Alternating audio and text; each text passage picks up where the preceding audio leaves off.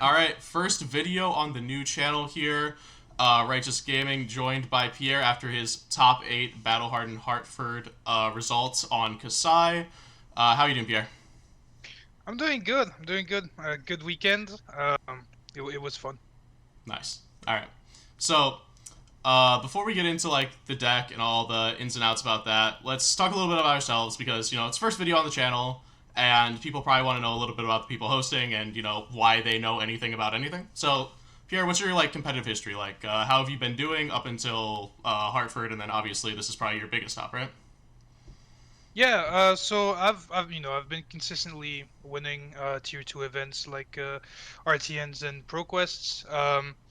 And I've been to Pro Tour Baltimore and prior, but I've gone to a bunch of Battle Hardened Scaldings and I've always bubbled or been like very close to top 8ing. Um, and surprisingly, it's the Battle Hardened that's 200 ish players that I top 8.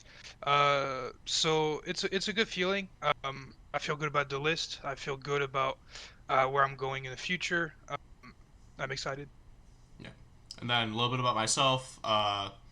Zach Knutson, I top aided Battle Hardened Charlotte. That's probably my biggest top. Much like Pierre, I've been topping RTNs, PQs, but outside of that one early top in a Battle Hardened, I've also been kind of on the bubble here and there. I worked a lot on the list with the team on the back end, but couldn't go to Hartford. So Pierre, I got to live vicariously through you a little bit. I'm excited for you and obviously for the list. So let's get into it. Tell me a little bit about like the design philosophy behind it, what it's trying to do, what it's trying to accomplish. Because a lot of people, when they saw Kassai, thought aggro hero. Its text is literally an on hit. Clearly, we want to be pushing that on hit as much as possible and trying to use it for card advantage. But that's not really what we did. So tell us a little bit about that. Yeah, so like you said, I think a lot of people, I think the vast majority, when they read Kasai, they see free resources, they see snatch on hit. Why not go aggro? I think that's like where most people's minds went to. Us, I think on our team, we have a lot of control players. I think Zach, you, and I, and somehow a little bit of Jeremiah here and there. We kind of went. Our minds went to control. We read the text. We were like, wait, the gold on hit. That's pretty nasty, and you essentially the list is a very bread and butter play, two card eights with dynamos. The whole point is to block efficiently, send numbers that are above rate offensively, and use dynamos to round up our turn cycle value. And then using the Kassai text to make the opponent uncomfortable, um, force them into decisions, which is all of what a control list is supposed to do. Yeah, I think the big thing with Kasai text that people saw, they're like, we want to be hitting with this as often as possible. Let's try and be aggressive to get those on hits. Whereas we were like, that on hit's amazing. Let's make sure we get that on hit, pick our windows carefully, and that's kind of where we Exactly. diverged, I think. Yeah. So that was the design philosophy behind it. Going into actually uh, the deck itself, if you're ready for that. Yeah. All right. So getting into the card by card, I think we just start at the top here with equipment. So first one, Dynamo, like you said, it's what the deck was built to do, was remove Yep. this counter. So tell me a little bit about like what makes Dynamo so strong. Yeah, so essentially, I think Dynamo is a card that ever since it was released in Monarch, people have been aware that it's good. There's just not been a deck that really abused it that hard.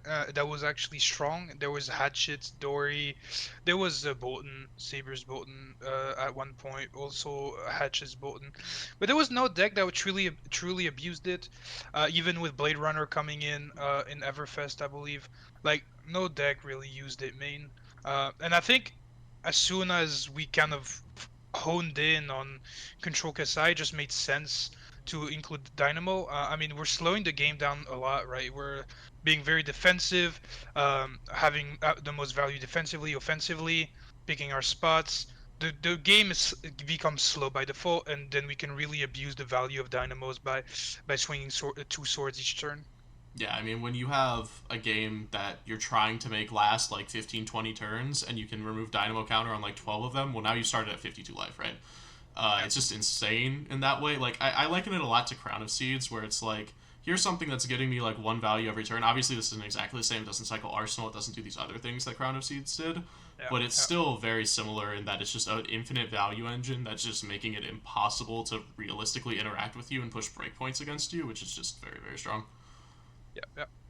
Um, No, exactly. Valiant Dynamo is just one of those cards that is. I think this deck just abuses, just gets so much value out of. I could not see this deck without Valiant Dynamo, and like even on a 15 turn game, you can maybe get one turn where you can't use Dynamo or 2 turns, but if you can activate it like 95% of the time, like that's still very very strong.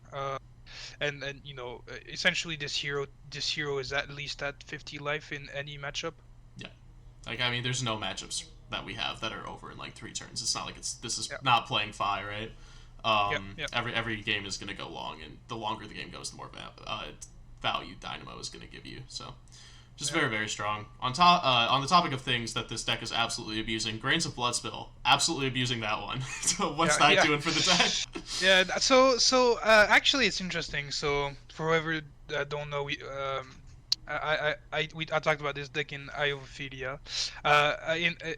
In that interview, I realized actually it's them that spoiled Grains of Bloodspill, interestingly. But I think Grains of Bloodspill is one of those cards that just made so much sense in this list. When you think about the other options, right? There's Tunic and there's Courage, and the thing is, Tunic is nice, but it's one block, which is cool. But it gives you a resource every turn, which is like obviously plus value. Like Grains doesn't really give you that resource.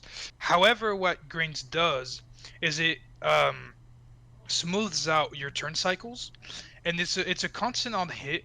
Um, every single turn, every time one of your sabers hits, there's a chance to activate Bloodspill, and that vigor often cycles multiple turns, and so whenever you draw into a red hand or one, you can only pitch a yellow, and you still need 3 resources or 4 resources. Like those vigors stay around turn by turn, and it just smooths out your turn cycle so much, and it makes the deck hyper consistent.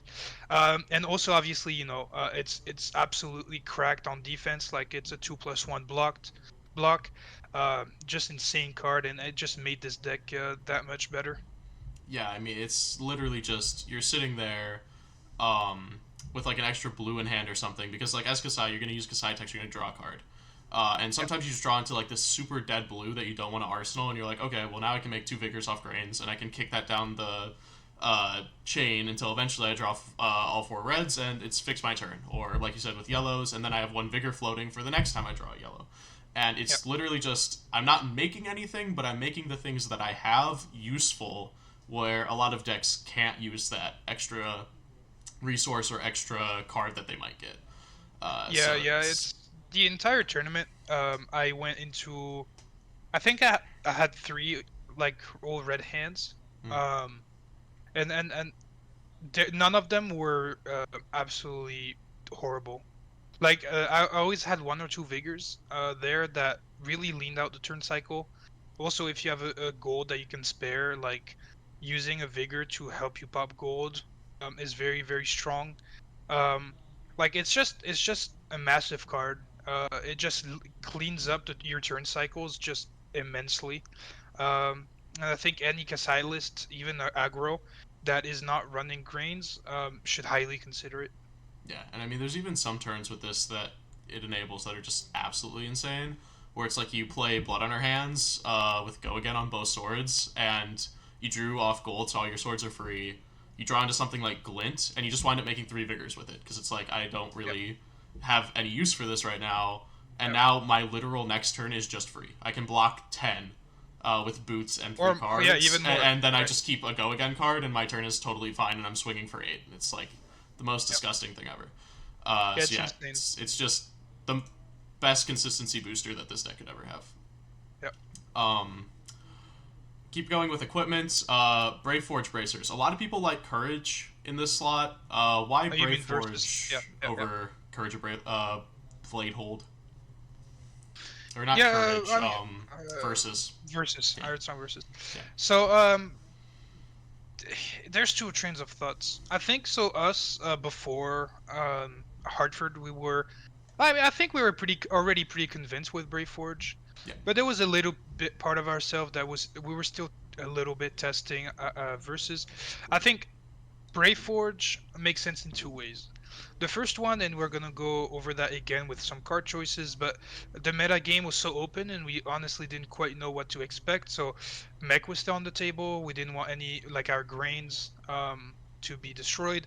So, like having that battle worn in there is nice. But I think the main thing is that 90, a lot of time, the extra resource will go into grains. But if you ever have a resource to actually put in your arms, whether it be versus or bracers, having the +1 directly on the saber is almost always better because it becomes so saber by default is a 2 attack. Now with bracers it becomes 3. And if opponent blocks with the attack, it pumps up to 4, and you have the breakpoint. It's just immediate threat. Um, that versus, yes, it does threaten a +1 for your next turn cycle, but it's delayed, right? And it's a non-hit. Like the value is just not there. So if ever you have a resource to put in bracers that you haven't put in grains, it's just immediate value that you get. Yeah. And the other two things I would mention on it is like you talked about the 3 to 4 breakpoint, but the one that comes up the most to me is the like 6 to 7 breakpoint, where you play Red Blade Runner, and your saber is now coming in for 5. Well, if you Brave Forge on that, it's coming in for 6, and now you're pumping to 7 if they block with an attack. Yep. And that breakpoint Yep. comes up a lot. On top of that, also like the mech matchup, we have Dynamos obviously for T-Bone, but you can wind up in situations against mech if you're not careful where grains does have temper, and you can get your grains popped if you have verses in your arms, because it also has temper. They pop your verses and they pop grains, which obviously, like we said, grains is the value engine. We don't want to lose grains. It's like a marginal thing. It probably doesn't come up, but it is something to note. Yep. Yep. Yep. Yep. All right. And then last equipment suite here, we have Crown of Dominion, at least in the main. Why Crown of Dominion and not like a blocking equipment? Because like we have in the sideboard Balance of Justice, but Crown is the main one. Why is that? So there's 3 hats to consider. There's Balance of Justice, which is sideboarded here.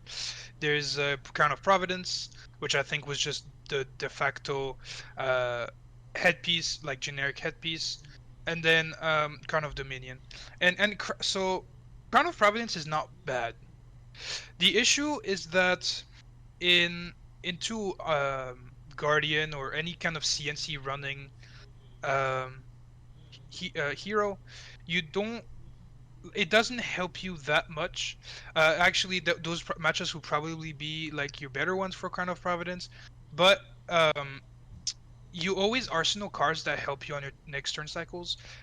Since you block so much stuff, like even though some cards like Spoils and Commanding can be great, or Blade Flare can be great, those cards are rarely arsenaled over go again cards.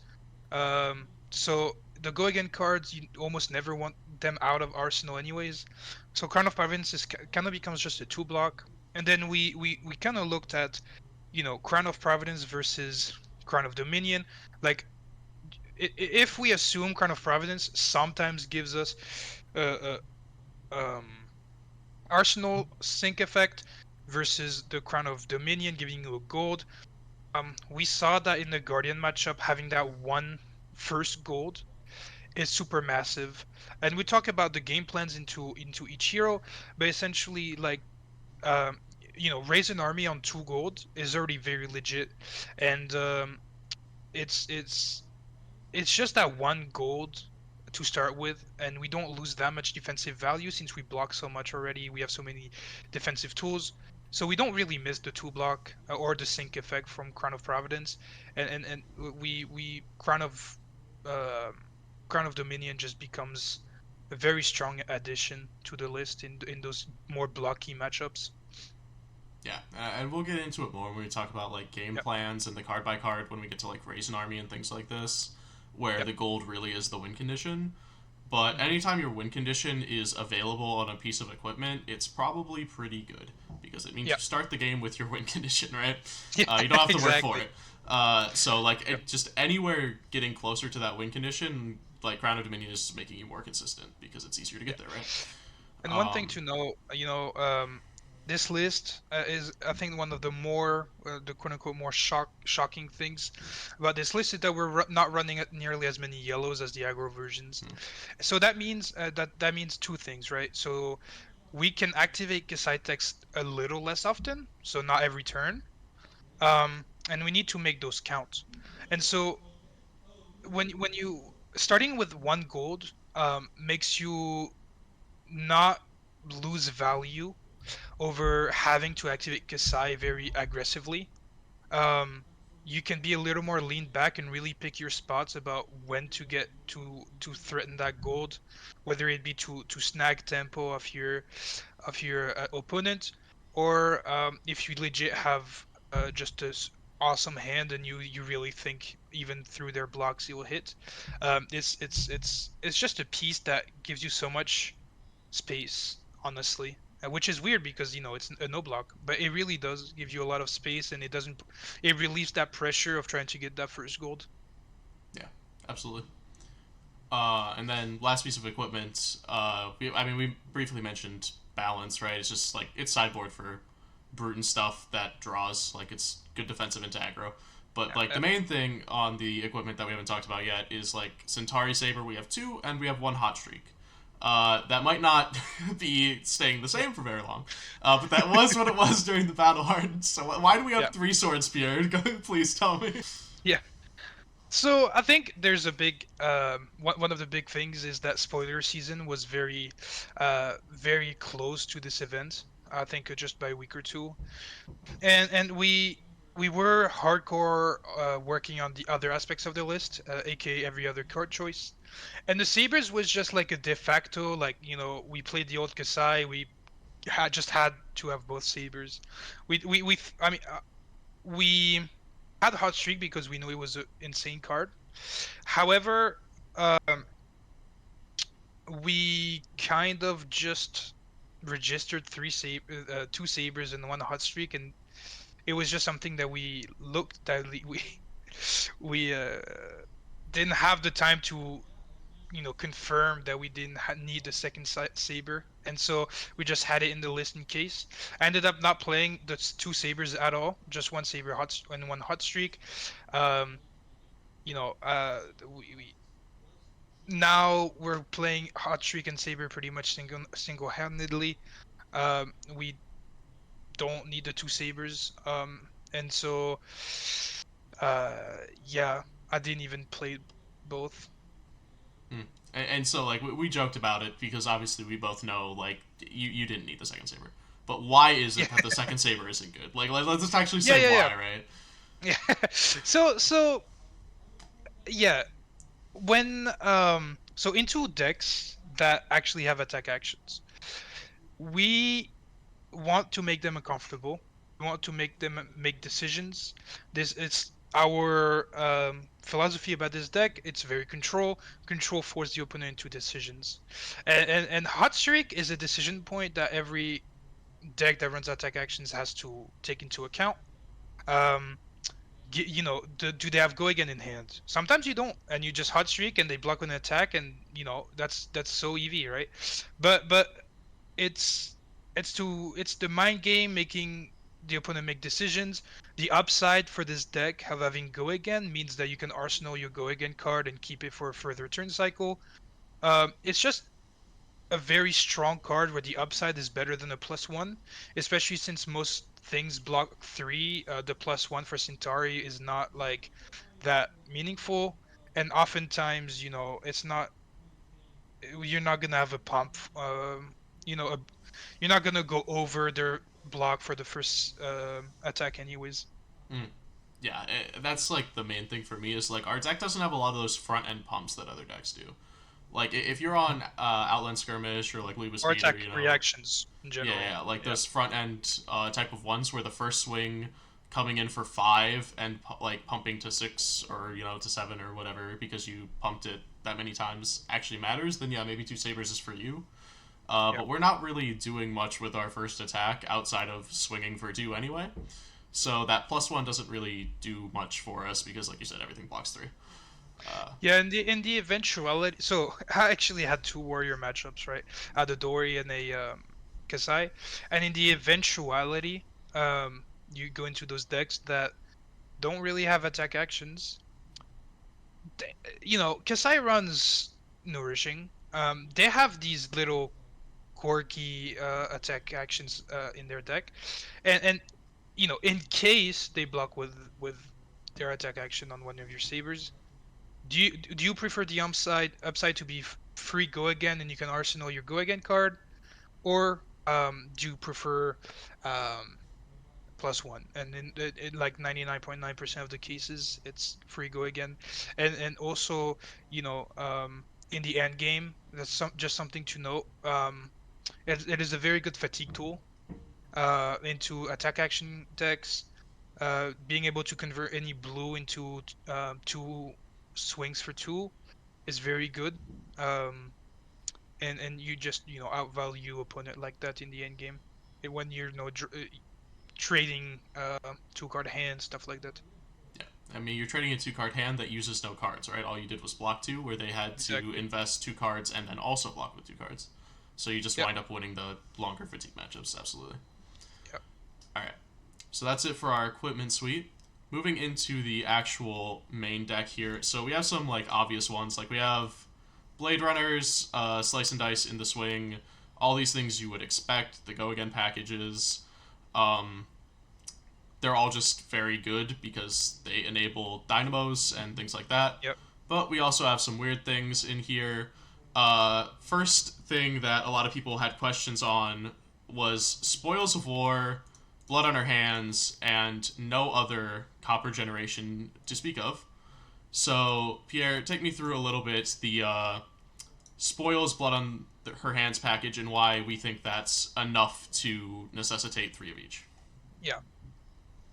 So it's a hot topic, I think, for a lot of people that attempted building Kassai, especially the more aggro types. Blood on Her Hands is like a very much of a finisher move, and in this list as well. But for us, we realized that it's the threat of Blood on Her Hands that's powerful, and not, a Blood on Her Hands is obviously very powerful, but it's the threat of Copper and Blood on Her Hands that forces blocks, forces opponent to decisions, make them lose value on their turn, and so Spoils is one of those cards that the opponent has to make a decision. Do I let both swords hit? Do I let one? Do I let zero? Um, we can use copper, 2+, and have value from a blood on their hands. So any one spoils hit gives us some value, but our win con is not necessarily only blood on our hands. But people still have to respect it. If they let us have 6 coppers, we have the exact same offensive value as an aggressive Kassai list, um, and it's something to very much respect.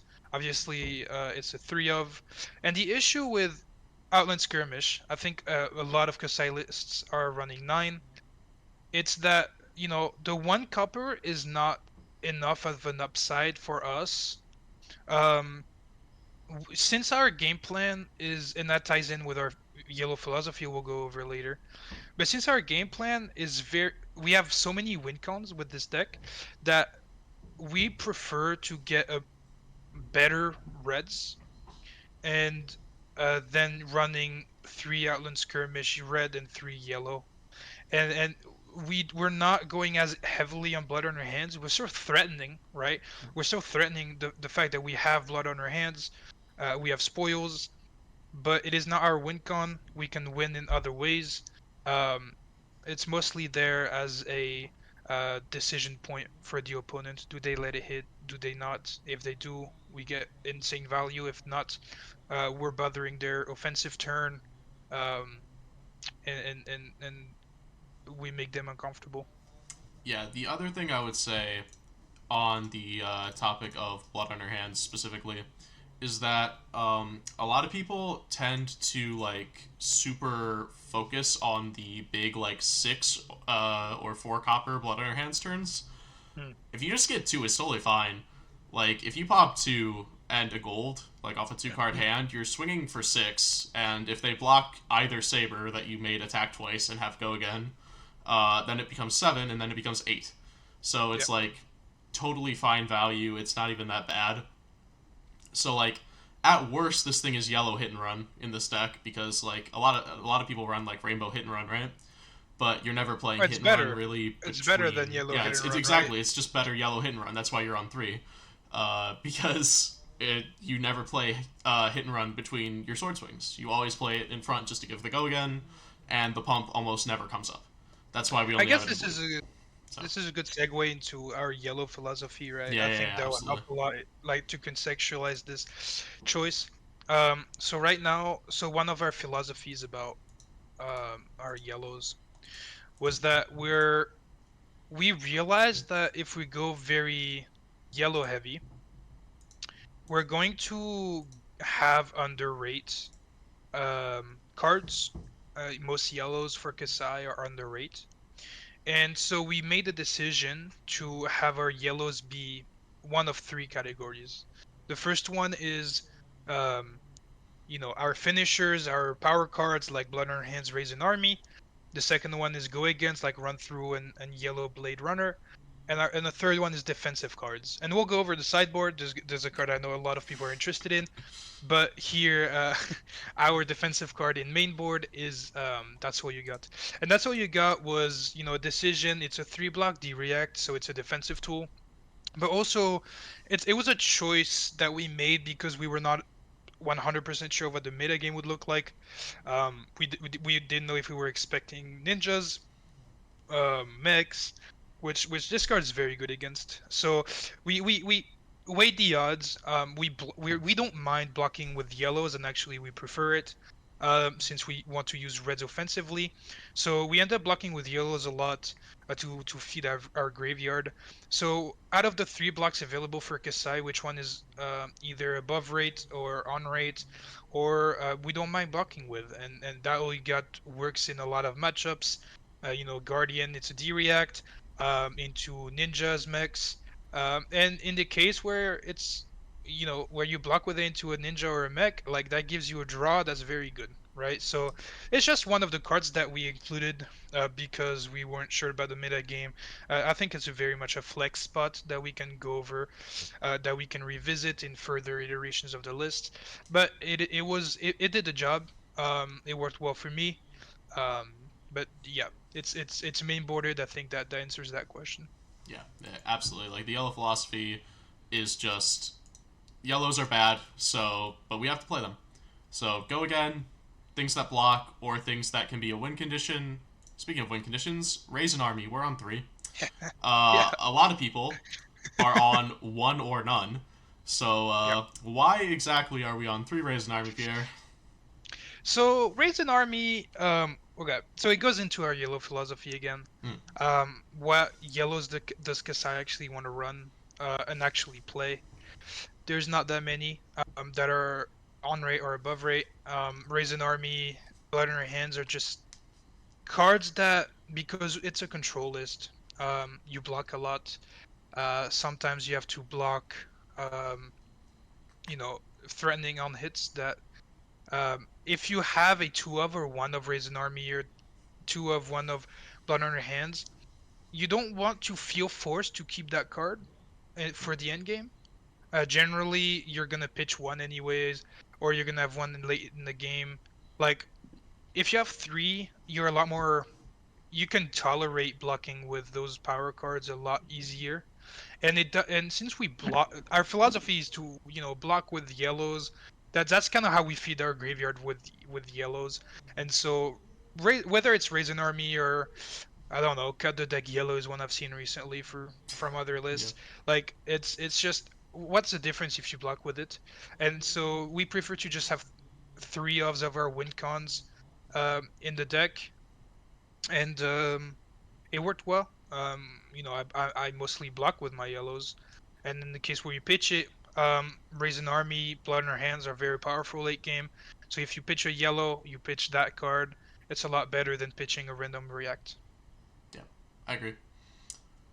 Yep. And then I guess we're talking about yellows a lot. Let's just close out the yellows with the one a lot of people want to hear you talk about. Yep. So Springboard Somersault. This was one I came up with, but I'll let you take it away on why you think this card is good. Yeah, so this guy was not my idea. It was yours. So Springboard Somersault is an interesting one. I think a lot of people discarded it too quickly. It's the going into a yellow philosophy of the deck. We block a lot with yellows, and that's the way we fill up our graveyard with yellows. Outside of the go agains, like run through and yellow blade runner, and so we realized, hey, like we're blocking a lot with yellows. And some matchups, like Bravo and sometimes Katsu also can be a bit slow to start. Like sometimes we have space to oftentimes we use D-Reacts from Arsenal and that's just it. And we have space to Arsenal uh, this card. So we tested it thoroughly. A lot of us ended up really liking it. It's just an additional yellow that into slower matchups. You can really get a lot of value of by polishing your graveyard with that yellow and the 4 block. I mean, it's a 4 block yellow when you think about it. In the matchups where you run it, you will have the space to arsenal it. And so one things that I got a lot, be it on Twitter or through Discord, is why not Fate? Why not other 4 or red defensive tools? And the thing is, the main reason why we use this is because it's yellow. We're never over 60. We're never at exactly 60 cards with this deck because we always plan for possible fatigue. We always plan for long games, and so it's a yellow that does 2 jobs, right? It cleans up your turn cycles. Your resource curve, gets helped because it's a sideboard card. So when you put it in and other sideboard cards, it just helps your resource base, but also when you block with it, it is a yellow that fills up graveyard, and so for longer games where it's more grindy than usual with this list, which is already basically very grindy, it's just a yellow, an additional yellow, and you'll have the space to use it correctly at 4 value, so it's a yellow 4 value when you play it. Yeah, which is just obscene for yellows. Like most No, yellows, it's if you it's just see insane. when you play them, they're like 2 value. They're like super low. And then the other thing, like you said with the sideboard, is that if you notice the sideboard, we put in a lot of extra cards, but the rest of the sideboard, it's all red. So if you're Yep. ever going up, like you're putting in most of this sideboard to like 67 or something, you've done an influx of like, you know, 8 reds without adding any more resource. Well, Springboard adds more resource. So in that way, also, it's smoothing out your cost curve when you're going up a lot in cards, like we are wont to do. Yep. Um, Uh, it's just something that when you add reds to your deck, you need to. We realized also, it fixes a problem that when we added reds to our deck, we need more yellows. Like we're already at a what most people would say a low amount of yellows. And just being able to have these yellows we're at 15 yellows main board. With Springboard it becomes 18. When you add red to the deck, you end up adding also Springboard a good amount of time because um, it's just a 4 block yellow, like that's just obscene value. yeah. All right. Well, I think that takes us through all the yellows. Talked about the yellow philosophy. So some other weird inclusions that we got a lot of conversation about in different discords and on Twitter. Take it on the chin. There's a lot of people that love and a lot of people that hate this card, and along with it, I think we should talk about Lead with Speed, because on the surface level, they look like they do the same thing, but they're actually very different, and we have very different opinions on them after the Battle Hardened. So, starting with Take It on the Chin, how do you feel this card specifically performed? So, I'm just gonna knock it out, like, both in the same answer. Yeah, they kind of go together. So, Take It on the Chin is a defensive card. So we had to look into it, and the thing is, when you look at it, just like when you just look at the text, right? It says prevent 2 damage. I think a lot of people stayed stuck there, and they were like, oh, it gives you an agility. Oftentimes you still have a go again. Like, it's just not great. I think in the aggro Kassai list, I honestly have not like very much theory crafted a very aggro Kassai list, but I assume it's not great. But in the control list, it's a card that essentially gets you 5 value, because off a blue and this you get 5 value, and it's a defensive tool that is just that gets you around dominate. It's a defensive tool that gets you around overpower. Helps you a bit into Kano. Like, Kano is a bad matchup for this, but you can high roll them, and on their big turn just have to take it on the chin and just win. But it's the agility token. The play pattern with this is you have your cards in hand, and you see, hey, I don't have go again. This card is basically a defensive go again that, if you include the value of the second sword swing plus the dynamo counter getting off, it's worth 3 offensive value, 2 offensive value with the sword swing, 1 from dynamo, and 2 that it blocks with straight up. So it's just 2 plus 3, which is 5. It's just insane paired with the blue. It's not like the highest value of any card in the deck, but it has more value than it has when initially reading it, and it just goes in the philosophy of the deck very well. Yeah, this is like the most secret 0 for 4 there's ever been, in my opinion. It's like, it doesn't really say that, but it actually says that. And I think that's where people get tripped up, is that it doesn't blatantly say, like, this is what it does, but the fact that it's defensively means that you have open information of your hand, and you can see how good it is going forward. Card that doesn't have that, Lead with Speed. Yeah, so Lead with Speed is like one of those cards that, well, just to finish with Take It on the Chin. So I just want to add with Take It on the Chin that it gets its value from the flexibility it gives you, because when you generally always have a go again card in hand, but this allows you to either arsenal with the go again card or block with it. So it just cleans up your turn cycle very well, and we've just very much enjoyed the flow of the game with it. I just hope people are able to try it, see what they think, and message us about it. It's a card that we've enjoyed. I think it's a little bit of our pet card in the deck. Yeah, it might be a pet card, but I really do think that. No, it's very good. Yeah. It's very good. I mostly say pet card because it's kind of like one of the cards we like the most. Yeah, it's like our baby. For me, that's Springboard. I'm a big fan of the frog. Yeah. But talking about Lead with Speed. Yeah. I think so. There's a massive difference. So first off, obviously, with the speed is a 1 cost 2 block, so it's already sus. But the big difference between Lead with Speed and Take It on the Chin is that Take It on the Chin, you play it and you already have full knowledge of your offensive turn going after your blocks. Lead with Speed, you play it. It's 1 cost, so it doesn't give go again instantly. So what happens is you off a blue. Generally, you swing, Blade Runner swing, and Lead with Speed kind of breaks that. But going beyond that, the agility. Making an agility and investing in your future turn cycle. With this card, you're investing in your next turn cycle.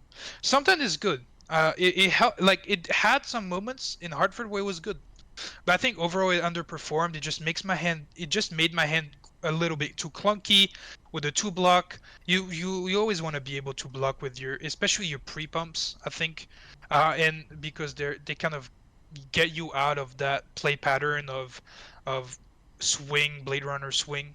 That's our bread and butter, and so lead with speed just becomes an investment in the future that doesn't always hold up. You have so much go again that um, it just makes you play awkwardly, and makes your hands look clunky. I just haven't quite enjoyed it as much as I thought I would, and we kind of kept it in the list because we thought we'd need it in more aggressive matchups. Uh, but we do very like actually we do better without it in other in those fast matchups. So yeah, it's just, the difference is making the agility when you know your next offensive turn, or making the agility not knowing the cards you'll have, and just basically taking a bet, and oftentimes it ends up making you play awkwardly with this list. Yeah, I absolutely agree. And I think this is like we have this philosophy when we approach limited, where cards good in limited are probably good in Yep. CC. Yep. And I think this is one of those Which is times what we got a happened with Nick little on the bit chin, baited right? by limited, because the thing with limited is that you don't really know you're going to have go again next turn. In fact, you probably won't have go again next turn in limited. So investing in your future there is very good. It turns out in CC, when you have like 24, 25 cards that give go again, you probably have go again next turn. So this actually isn't giving you much value. So I think we got a little bit baited there. Probably a card for those of you tweaking the list to tweak a little bit. But I mean, I stand by the inclusion in the original list. Like it was like okay. It wasn't the worst thing ever, but it's certainly not. Job. Yeah, it's not going to stay. I don't think.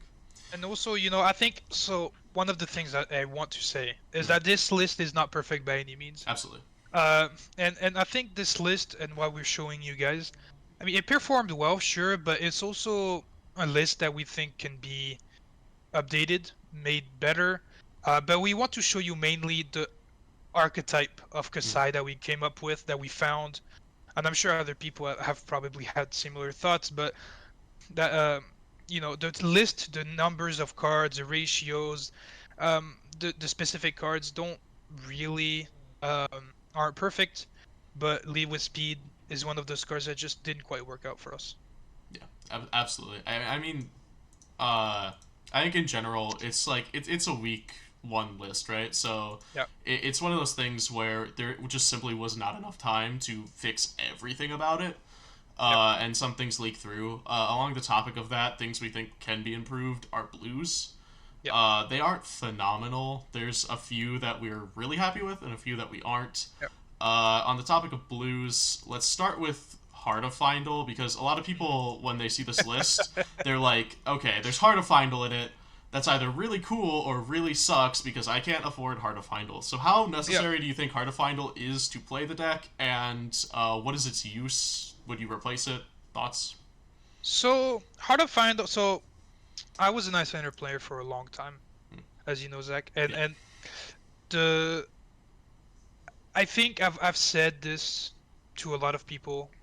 I think this Kassai is very much feels like Icelander to me. Just a play pattern. You often play from behind.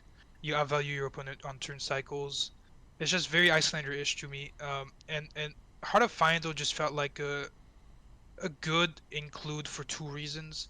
The first one was because you play from behind. If you're playing into heroes that have very poppy power turns, you often get behind on life. In most matchups, you actually are behind on life, and just Heart of Findle is often active. And the other reason is that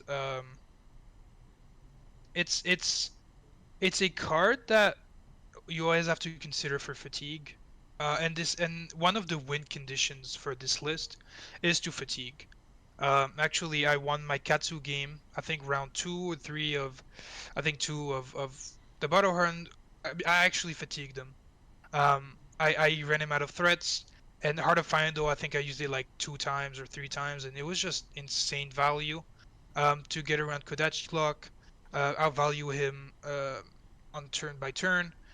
It was just a card that was, for me, when you think of fatigue, you think of Heart of Findle, and in this deck, because you're playing from behind a lot, it works. Hmm. And so you would say that it's something that you need for the deck, or would you say it's something that just makes the So deck significantly better? I wouldn't say it makes the deck significantly better. It's a card that helps enable our fatigue win condition into in matchups. It's not necessary. Um, I've had this question a lot, and it pops up in a lot of discussions, right? When Icelander started playing Heart of Findle, when Oldhim started playing Heart of Findle, like people always ask, hey, like, is this necessary to the list? Is this not? And the answer pretty much stays exactly the same. Is that, do you own the card? If you do, play it. If you don't, don't spend $300 buying it. Is that, unless you're a very competitive player that wants to gain every single edge there is from a list, I would not, unless you're that type of player, if you're more casual, I would not buy Heart of Findle just for this list. Just have fun and play a blue you like. But now if you're taking this to Pro Tour LA, I would probably consider having Heart. I think Heart does still give you an edge that you have to take advantage of. Yeah, I think that's totally fair. I have basically the same view. It's like it's a few percentage points in the super long games. In the short games, it doesn't matter almost at all. But I do agree that like if you have one, you absolutely should be on it. I don't think there's like really a downside, especially when you have so much block from other places like your Yeah. boots and other cards. The no block doesn't matter as much as it might in other lists as well. Yeah. So the downsides of Hearts kind of mitigated. But when we're talking about replacing it with something, are you gonna replace it with the third Fatal Engagement blue? Yeah, so I think before talking about Fatal Engagement, we should talk about Sure. Overpower. Okay, let's talk about Overpower. Yeah, I think Overpower is actually the good version of that. Absolutely. So Overpower is probably one of the best blues, like blue common. I think rare actually. One of the best. The best blue in Warrior. The best blue in Warrior because it's a +4 in the end game. In the end game, your opponent is almost always gonna give you a card at some point on your chain. Overpowering the +4 is just absolutely massive to get over their. Even if they give you 2 cards right on your Centauri, Hmm. it gets that 1 over. In the end game, you don't have generally unless they pitch stack, and you should be counter pitch stacking them. Um, you're They're not gonna have D-Reacts that block for 4 most often, unless they have like blue and movable, where you should know that they have it. But Overpower is just a +4 that in the end game, just it's a win con by itself. And so to get around to Fatal Engagement is just Overpower that costs 2 and gives +3, so it's slightly different, right? But it's only active when they block with an attack action card. And so the issue with Fatal Engagement is that nowadays there's so many decks that even attack action heavy decks start running more and more non-attacks. And so it's a blue, so people, or at least like a skilled opponent is gonna know when it's coming. Um, and so why they're going? It's easier to play around than Overpower, like much easier to play around than Overpower against most decks. And so it's just a card that underperformed this weekend. It's probably going to replace it. I think a lot of the blue base outside of Glint, Hit and Run Blue, Overpower, and Heart of Findle, uh, you can replace very easily. Yeah, and I'll kind of take the heat for this one. Fatal Engagement was kind of my idea. So basically, we talked about the yellow philosophy. The blue philosophy in Kassai is basically you need a blue every single turn to do your bread and butter play of sword, go against sword. And so, if you're pitching a blue every turn, you're probably not playing your blues until you have multiple blues in hand, which At is least why second they cycle, right? yeah, exactly, at least second cycle, if not third. And if you're getting to that point in the game, you just as well do expensive blues that pump a lot, because they can close the game for you. Well, it turns out the more we tested this deck, it doesn't actually, like, struggle to close at all. It closes very cleanly, so you actually don't really need this. It's kind of overkill in a lot of ways, and it's not consistent overkill either, so it's just not really good enough. It's definitely already gone for me. I know you said it probably gets replaced. I think that this is, like, the worst card that made it into the list, personally. Like, this is the one I'm the most ashamed of. It's not like so. It's not the worst, but it's terrible, not good. Right? It's not good. Yeah.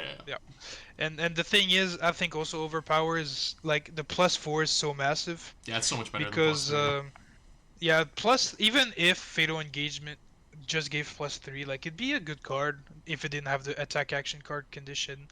But Overpower giving +4, that little +1 out of the +4 is just very, very good. And just it closes games. Overpower is one of our enders, but it is not our only way to close, and so it's something that the opponent has to respect, and something that we can Arsenal not feel bad about. Fatal Engagement is not that, so that's why I think the card underperformed this weekend. Yeah, absolutely agree. All right, so I mean, you briefly talked about like things like Glint. I think that one's kind of self-explanatory. Same with Hit and Run. They're just go-again enablers and blue for the end game. This round's on me. Agains, right? Yeah, they're just good go-agains. But this round's on me. That's the last blue we haven't touched on. So, what do you think about this card? Because I think that me and you maybe have different thoughts on it. So we'll start with you. What are your thoughts? Did it overperform, underperform? So, I was on I think it was Saturday. On Saturday night, I was I got my heavy hitters, like physical cards from Hamal like the day before. I was sleeving up my deck, and I was sleeving up this rounds on me, and I was like, okay, do I actually sleeve this up? Like, I was on the fence. I was like, this is a card that I ended up sleeving it up because it was in Hartford. Again, it was a very open meta game, and we were not sure what to expect. I think this rounds on me is just a card that's very flexible into aggro wide decks. I was okay using it as a blue block 3/2. That's how I use it most of the time. But it is also a turn 1 play. Like it's a turn 1 play that gets you value because any kind of opponent is going to have to block you. If you go first and you play this round on me, the opponent is not going to keep 5 cards, especially if you threaten 10 damage or more. So it has some upside. I think the main reason why I brought it in is because the meta game was open, and I needed tools into other a wide variety of matchups to feel comfortable bringing this list. But this rounds on me is a card that I am very mid on. Like it has plays. It is a draw card, right? So you do get an upside from that because of Kassai text. But does it stay in the list? I'm not exactly sure. This list does. So for context, I went to top 8. I lost to a Guardian because of a misplay. For Raisin Army between 2 and 3 gold. I waited for 3. I should have stayed for 2. But I think in general, actually, this list performs extremely well into Guardians. This list, however, outside of Kano and Dromai, has a lot of 50-50 matchups, at least 50-50 matchups in our favor. And aggro is one of those, especially go wide like Fi. I think Fi is one of those matchups that's difficult to handle sometimes because of how swingy it is. This one on me is like a good tool against Fi. So I think it probably stays. Like I need to test it more. Like it performed in Hartford, but I need to test it more to feel convinced for RTNs. Yeah, the things that I would add on this rounds on me specifically is that this card has the unique thing where you pitch a blue to this, you draw, you've kind of cheated a lot of resource there because your swords are free now. And it's one of the best enablers for things like commanding performance and lead with speed when we were running that, or Iron Song Pride, which we haven't talked about yet, where you have these one-cost cards that you can't play very easily because, like you said, you want to be spending 3 resources to play a card and swing 2 sabers every single turn. Well, if you play Trom, you have 2 resources floating, you drew a card, and if you have Go Again and one of these 1-costs, that's your 2 resources. So you've kind of gone to 5 resource, or to 4 resource rather, from 3. Yeah. And along with that, if you think about just the value Trom is getting you, into any deck that you're playing it into reasonably, into like Fire or something like that, you're probably getting like 4 value off playing it along with that extra resource. It's kind of like a 1 for 6 almost, is kind of how I see it, which is just very above rate. But it does have that kind of like inconsistency of there are some matchups it's just like mega dead into. So, you know, it's not ideal, I don't think. I think it can slot for other like meta-dependent blues like Ripple Away or like Warmongers or anything like that hits a specific metagame. But in the metagame we're in right now with how the deck functions, I would say it's probably still best in slot. Yeah. I'm starting to become more convinced. I need more playtesting to make sure, but again, like blues is like, you know, I think I saw a quote on Twitter recently that was like, blues are the hardest. I need to remember it. It's like blues are the hardest thing to choose in the fab list, but the least impactful ones. And, and it's blues are sometimes hard to really feel okay with. I think a lot of players agree, but in this list you actually do go to end to end game scenarios very often. Blues matter, and so this round zombie does the job. I don't always love giving a 3 block or an extra card to an opponent, but if the space is there, especially in more aggro against more aggro heroes, I feel okay playing it. Yeah, it's definitely like it's one of those things where in like previous fab years you would have like these sideboard blues. Like Tron would be like a sideboard blue that you would side in. But I think that like deck philosophy has kind of changed to your blue base is just your blue base and your sideboard is things that win the game into things you need to win the game against. Trom has never really been a thing that wins the game, but it's something that helps you win the game against aggro. And it blocks 3, so it's good enough most of the time into everything else. And so that's kind of why it's there. Our sideboard slots that take the place of that and why we don't sideboard blues. First one, Iron Song Pride. Let's go over Red's main board. You want to go over Red's main board real quick? Reds, okay. Yeah, I mean, we haven't really brushed on them, but for the most part, I think most of them are self-explanatory. We have things like Blade Flurry and In the Swing for reacts. Both of them cost 0, which means they fit into your cost curve of the like sword 1-cost Go Again sword. You can still play them, which pushes your breakpoints. We also have things like Slice and Dice and Commanding Performance. If you want to take Commanding Performance, I think Slice and Dice is also kind of self-explanatory. It's just 0 for 4. Yeah. So in general, like it goes along with the philosophy of like being a numbers deck, abusing dynamos. So our red philosophy is very much hand in hand with our yellow philosophy, where we don't run below rate cards, and so we have Blade Flurry, Slice and Dice are both 0 for 4s, which is above rate. We still needed a react to, we want to close games, push on hits. So not Slice and Dice, In the Swing, that's just a 0 for 3 that they don't need to block against. Like, it's on rate, it's good. It's a good, as a reaction, it's a very good red reaction. Then we have Blade Runner, which is just like the absolute bread and butter of this list. We have 9 of. Commanding Performance is a card that I think slightly underperformed this weekend. I was very high on it during the tournament. During the tournament, I think I was into a Levia. My win and in was against a Levia that I had the space to play Commanding Performance in the end game, and she just had to block. and they lost value by blocking and losing their arsenal. But Commanding Performance is a card that I think helps the most against Guardians.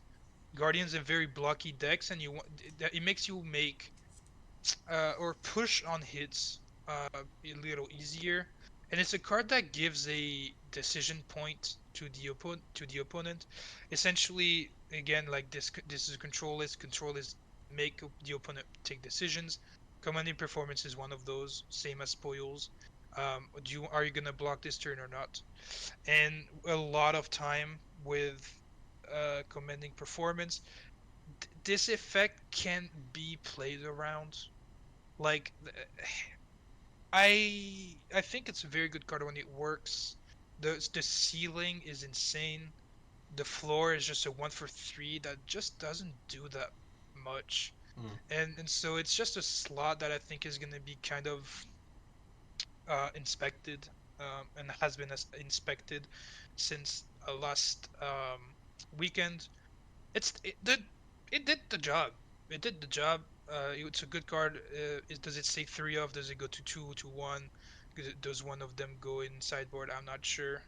But it's a card that did a job at the time we played it. And I think I'm gonna be looking into it a little more, a little deeper, um, following this weekend. Yeah, I agree with you. It's one that I've been like fiddling with ratios on as well.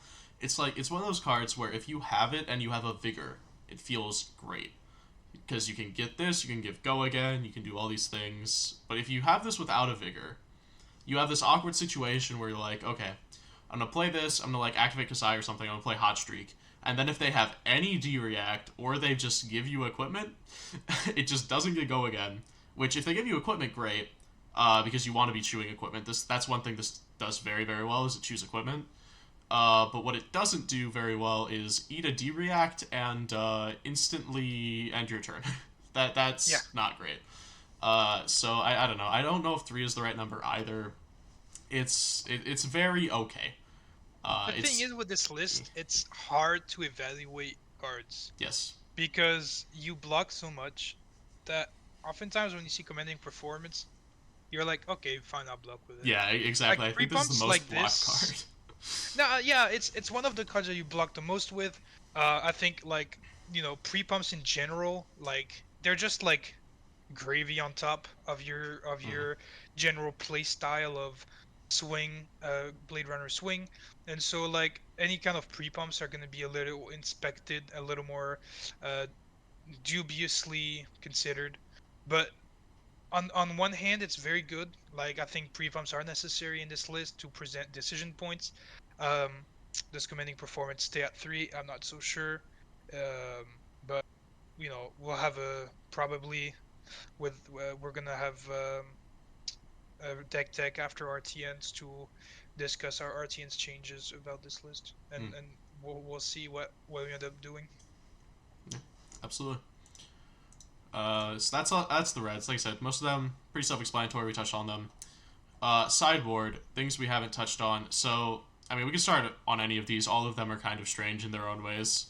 Iron Song Pride is my little baby, so I want to Yeah, start with that one. It's special. yeah. What are your thoughts on Iron Song Pride? Why is it here? What's it good for? Why is it sideboard, not main? A lot of people don't like this No, card, Pierre. I remember Iron Song Pride is a card that so I remember it.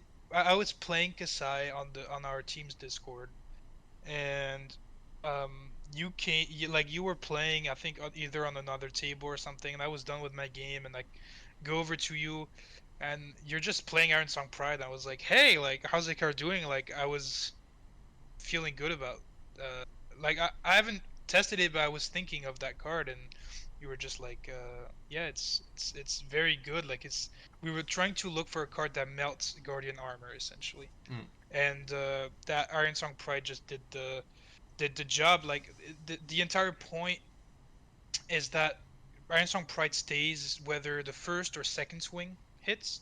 It as long as a sword hits, um, you keep it. So it's very annoying for Guardians to have to trade armor well, to have to trade cards in hand for it. Um, Especially since you're a warrior, you have reacts. You can keep that counter with tools, and so Iron Song Pride is a card that ends up eating armor from our testing, ends up eating reacts, and you're never unhappy if you trade Iron Song Pride with a react with like a sink below or something. Like it's a card that it essentially both gives you space and melts armor, which is what we want in slower matchups like Guardian, where you want the space to be like once they're out of armor, they end up having to block a lot more from hand, and so they can't rely on their huge armor suite, and so now you're on hits that matter a lot more to them. And they have stuff like Sinks, Fates, and those, but those are generally like you can guess when they have them. Like armor is always there. It's always something that you can rely on. D-Rex, you actually have to draw them and play with them. So it's like Ironstar Pride is just there for equipment hate in those matchups where they have a lot of armor, where you need to really get those on hit through. Yeah, like the way that I think about it is it's a reaction that persists because what you do is you like activate Kassai, and you do your general turn where they're reading you have a reaction, right, if you activate Kassai, and you have Iron Song Pride. Well, generally speaking, if someone has a reaction, what they'll do is they'll just block like on the saber the exact amount. You'll react, they'll use their D-react, you got the D-react out, oh well, cool. With Iron Song Pride, if they do that, they're forced with the decision point of, am I going to sink below 1 damage? Which you will absolutely take. If they don't do that, your saber for the rest of time until they commit something to it, which usually has to be armor, is coming in for 4 instead of 3, which pushes a breakpoint that keeps Iron Song Pride around. Saber for 4 is just absolutely disgusting turn by turn, especially if you can keep it around. Like, if you get this thing on board and it sticks, and then you draw into, like, in the swing, and now your saber is 7, and they just, like, you keep chaining it over and over and over again, like, it's just a nightmare to deal with. Eventually, people just, like, literally throw 3 equipment in front of this thing. It's, like, it is your best way to get rid of equipment, and then that gets you to your win condition into those matchups of, like, Raise an Army, because now they don't have equipment to deny the gold later. It's a no block that you don't play in every matchup, obviously. You play them in matchups that have a lot of armor. We'll discuss the Dromai matchup, you also played there. But the Iron Song Pride is just armor hate, and it's a way to, you keep value on board until they deal with it. And generally, even if they don't throw or give you equipment as soon as you play Iron Song Pride, you're very happy keeping that +1 on your saber, and it being a breakpoint to eternity. Like it's just a card that is very strong. And sometimes it'll happen where you hit with both sabers, they let you have whatever you wanted, and so you're like, oh wait, I have an extra resource. I've hit with my sabers. Like I don't care that they that they I don't care to Arsenal Iron Song Pride that much, and I know like the +1 value that you're losing, it doesn't matter that much. So I'll play onto my sabers, knowing I'm keeping it for next turn. And so now they have to play their turn, knowing that they're gonna have to deal with this Iron Song Pride at some point.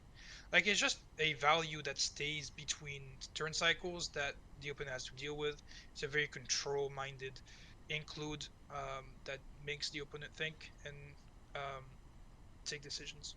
Yeah, and it's like if you think about the deck concept, it's like you're trying to outvalue them turn by turn. Well, if this is +1 value every turn, you're outvaluing them by more every turn.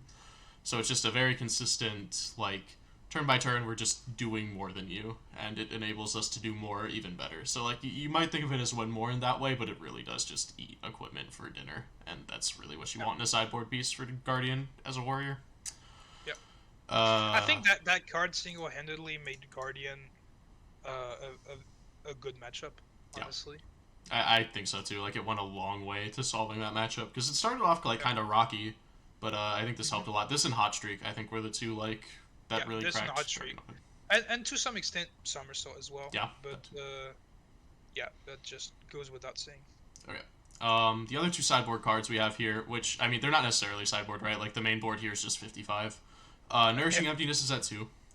Yeah. So why 2 not 3, Pierre? Why 2 not 3? Let me put on my Discord cap. Why 2 not 3? Yeah, so I think a lot of people have been complaining when they saw this list that it doesn't have 3 nourishing. I even have some teammates. I think the team list before that weekend was at 3. I changed it to 2, like on Saturday. It just has like 3 just felt clunky to me at the time. It just wasn't. The thing is with this deck, you're trying to abuse dynamos, and so you want to swing both swords a lot. And nourishing turns are a turn where very often, like it's very rare that you're gonna be able to swing both swords and nourishing, unless you have an agility, a go again maker, like a lot of You things have to have like 5 cards or like 2 vigors and an agility. It doesn't I mean, you often. need things, and like oftentimes you kind of have to trade defensive value for that play. Like it's very much often not correct to go for these lines. Yeah. But nourishing emptiness at 3 just felt clunky. I was drawing it too often.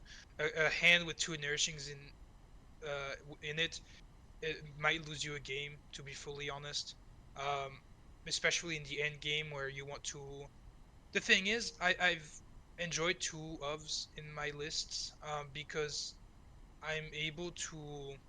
It the chances of having 2 in your hand are very small compared to 3 ofs, and so I just have not liked the 3 ofs. I also like arsenaling nourishing.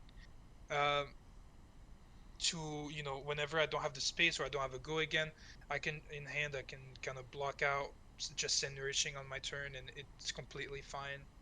Uh, in general, I think 3 or 2 of is like a personal choice. Again, like the team list was at 3 before that weekend, and I personally changed it to 2 the day before. But do whatever you think is best with your play style. I think it's a big deal between 3 and 2? I don't think so. Do I think uh, 3 is correct? I'm not sure. I think 2 is better, but make your own opinion. I don't think that's one of the most insane choices in the list. And obviously, nourishing emptiness. You can have multiple of them because of Kassai effect, like banishing them. Like I think that's like the basic um, fundamental of why you can run multiple nourishings in that list. So yeah, just playtest it, have fun, like see what you like, what your playstyle is, um, and just make your own like between 2, 3, 1. Like I think that's a very personal decision. But at 2, it felt fine. It did the job. It's an armor melt in the worst case. Well, in the worst case, it takes a D react. But in the average case, it's an armor melt. In the best case, you draw 5. You don't necessarily use those 5 cards the best offensively, so you still have to block. It gives you some more blocking power. Overall, it's a good card. I think it's a little mid in Kassai, but it's a strong card enough that it's an include. Yeah. And the thing I would add about the ratio specifically is that like we are on less yellows, right? We're on 15. So Yeah. a lot of the time you can wind up with this awkward situation at 3 where you have already drawn 1 and played 1, but you don't actually have the yellows in graveyard to get rid of it for the second. So you wind up having to either block with it or like pitch it for later or something like that. It like the second one came too early before you got rid of the first one, and you also never want to be banishing Nourish just to play Nourish because then you've wasted a Kassai activation on, and you only have 7 of them if you're main boarding only 15 yellows, right?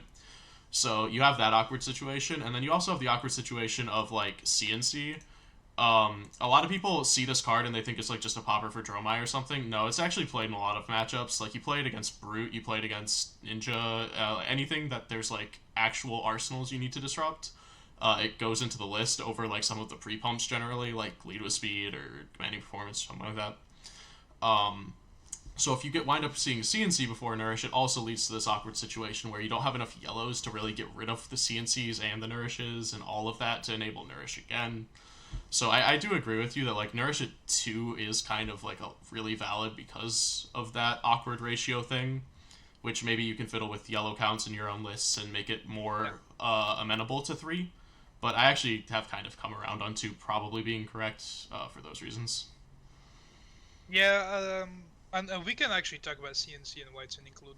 Mm. Um, and the Command and Conquer is, you know, the issue is, when we're gonna go over it, the Dromai matchup is, it's not great. It's fine. It's not great, and Fine is it's a a strong popper. word. I don't know if I'd even go that far. Yeah, It's bad. fine. It's not like It, horrible, it's but like it's bad. it's like fine minus. I Yeah, it's a think you can fine definitely minus. Yeah, all right, we'll call it you, fine you, minus. you can skill diff your opponent, especially if it's a Kassai that's more new to the hero, not very established as a Dromai player. I think you can definitely skill diff. If it's a very good Kassai Dromai player like Muraferis or Yuzak, like it's just very hard to get your maximum value out of your hands. Especially if they know what kind of list you're on, they're gonna play. They know Iron Song Pride does help a lot in that matchup, like a lot, because it stays around on board when it hits into a dragon, and a lot of the annoying dragons that Dromai runs are 3 or more health, so it helps a lot. On one side, I think that, like you're saying, Zach, like the initial testing and findings is that the matchup is bad. I do think we need more experience, more reps into it. I think there's probably ways that we're not necessarily um, trying or that we haven't thought of that might make the matchup better. I think for me, when I play, I never feel like I'm out of the game, like until late. Um, I think it's a very winnable matchup, um, but we have yet to crack that. It's one of those Uh, matchups, it feels like to me, where, as the Droma anyway, it's kind of similar to like the Bravo matchup or something like that, where it is favored for you. You are favored as the Dromai, but you can lose it. And the you can match, lose it, and you can definitely misplay it yeah, for sure. exactly, as the Dromai, and it's on the Dromai to lose it. And if the Dromai doesn't misplay, the Kassai probably just loses every time. But the Yeah, Kassai, if you give her an opening, can absolutely win it from there. She just doesn't have the agency in the matchup, and that's why I think it's like quite bad. Iron Song Pride, yeah, like you said, you can't kill like Asvalai without investing a react if you don't have this thing on board, which is just hilarious. Like this 3 health dragon just burning yeah, you for an arcane every turn is just abysmal. So yeah. like Iron Song Pride single handedly, I think made this like 20% better for Kassai than it was before. It was like unwinnable before we started playing Pride into Dromai. I But even I after think Pride, it's a it's not great. 30% matchup. Yeah. I think even into a skilled Dromai, Mm-hmm. you still have enough agency where you can win it. Um, it also feels like it's a very crackable matchup. Yeah. But I think it's a 30% right now. I think that's a very good medium. Like I think it gets much higher than that once the Dromai gets less good. If the Dromai is very good and experienced, it probably gets slightly below 30. I think on average it's probably 30. Like it's not absolutely doomer into oblivion like Kano, but it's not the best matchup. It's our Mm-hmm. second worst matchup. So Yeah. I agree. Um, do you have any final thoughts on the card by card here before we go into maybe some things we didn't include? yeah, yeah. I just wanted to just give a slight note on Command and Conquer. Sure. Command and Conquer is a card that like we kind of diverge, but it's a popper.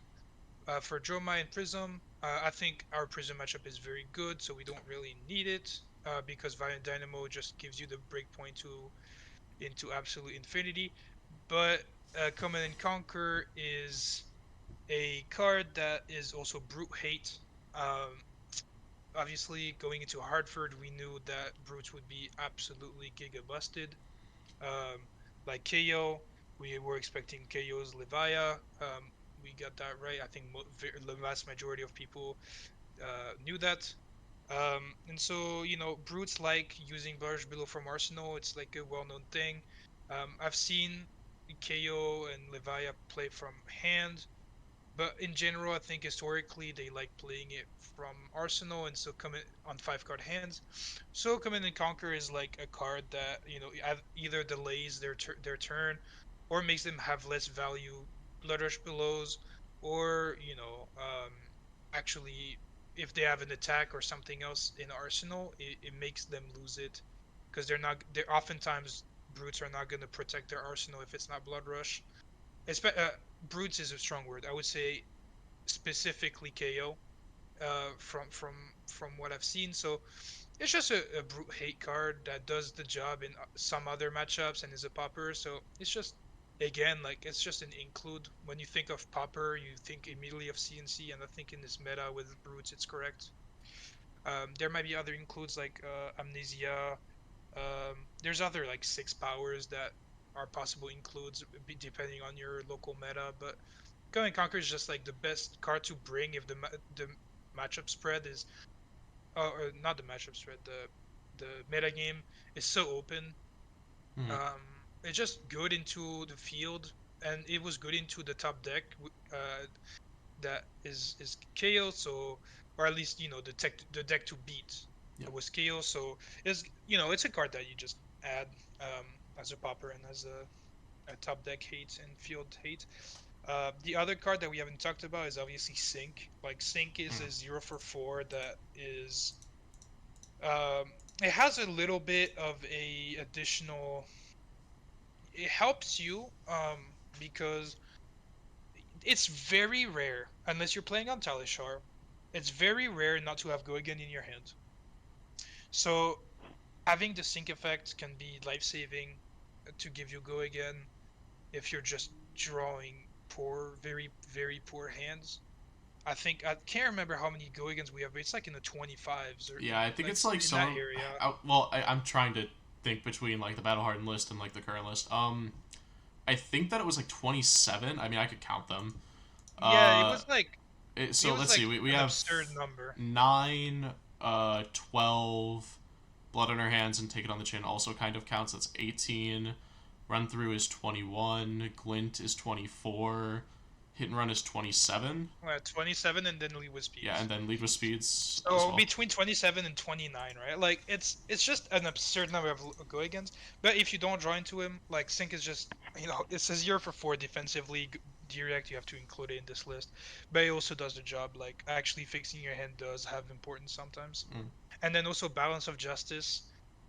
That's one card that we went over very early in the video, but it's just you know, uh, it is also a card that just helps the more 50-50 swingy matchups like Fi, um, and sometimes KO can be like that too. Like, it's just a card that helps our less optimal matchups. And like, yeah, it was a must include for us. Yep. And then I mean, I guess we didn't talk about no rune hood either, but like, Yeah. it's it's there for rune blades and Dromai primarily. Like, it's not 1 AB is not going to save you against Kano guys. Sorry. You can cry if you hit him, but even into Dromai, there's like a debate to play balance. But it's mostly like rune blade, I guess. Like you. It's also one of those autopilot things where it's like you're going into an unknown meta, you include AB because, just in case you run into something weird. Uh, is maybe not even good enough to stay, but it's there. It's fine. Yeah, I mean, it was we were debating not even running it. Yeah, At least I was. yeah, The I only agree. reason it stayed in the list is because I wasn't sure if there would be like field rune blades that Mm. just like people trying to snipe a meta game with rune blades or something, and like I just didn't feel comfortable not having at least maybe one just in case. I didn't use it at all this weekend, but it was, I think it was still correct to bring it in such an open meta game. Yeah, and just like on the topic of Wyatt's Hood specifically, well, like Grains and Dynamo are necessary for the deck to work, and Brayforge blocks 3. If you're assuming that the no rune is for specifically Rune Blade, you want to block 3 off bracers more so than you want a gold off of Dominion. So that's Yeah, basically and the logic. then obviously not running Balance of Justice into Runeblade, Yeah. but Crown of Dominion is like, in Runeblade has armor for sure, but Runeblades tend to use their armor a lot less conservatively than Guardians, and so it doesn't feel like you have that 1 gold extra to push over, uh, push over a Raisin army, because Raisin army is just the Guardian Wincon. Mm. You don't need that in Runeblade. Like you're just racing them and outvaluing them turn by turn. Whenever you have an extra blue, it, hopefully heart, you you're able to get their rune chance or the arcane pings out of the way. Yep. All right. Well, that's all the cards we included. We still have to talk about maybe a couple cards that we didn't include. The one that I got the most questions on when I asked the public Discord, Cash In. So I don't remember exactly which of us was the first to get off of Cash In. I think it was either you or me, but both of us were the two earliest. But why Cash In is not included? Why did you cut Cash In specifically? So I remember. So we had a team exercise that was when it was the week of the hitter spoilers, and we made groups with people to build like each new hero in CC and like maybe try to figure out things. Just a week of spoilers as cards come in. And I was not on the Kassai team, like because I had already thought so much of Kassai. I already had like um I already had I wanted to learn new heroes. But at the same time I was working on Kassai a lot, and especially going to the more control list, I think it was a very independent thought that you and I had, and I think also Jeremiah and other people that worked on the list had.